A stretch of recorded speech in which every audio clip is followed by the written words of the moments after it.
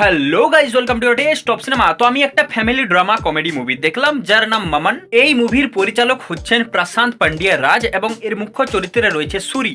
সুরিকে আগে আমরা অনেক কমেডি মুভিতে দেখেছি, কিন্তু রিসেন্ট কিছু বছর তিনি মেল লিডে অনেকগুলি মুভি করছেন। যেমন বিদুথালাই দেখেছি আমরা বিজয় সেতুপতির সাথে, তাকে খুব সুন্দর অভিনয় করেছেন। এছাড়াও অনেকগুলি মুভিতে তাকে আমি মেল লিডে দেখেছি।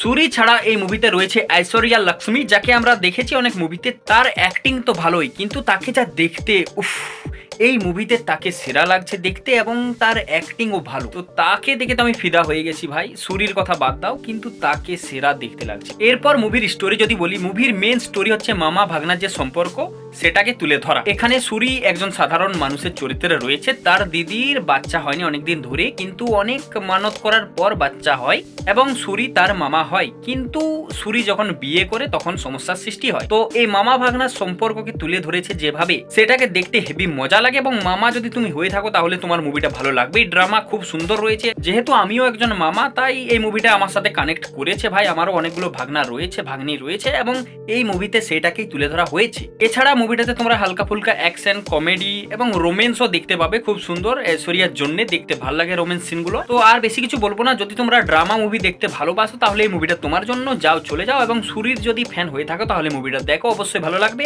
এবং মুভিটা মেনলি ইমোশনের উপর খেলে। এটাতে বিশেষ কিছু নেই, খালি ড্রামা খুব ভালোভাবে দেখানো হয়েছে। এটা কোনো মাস সিনেমা নয়। তো যারা মাস সিনেমার ফ্যান তাদের জন্য মুভিটা নয়, যারা ড্রামা মুভি দেখতে ভালোবাসো তাদের জন্য। তো যাও, এই মুভিটা দেখে নাও। So thanks for watching, tata, bye bye, like, comment, subscribe.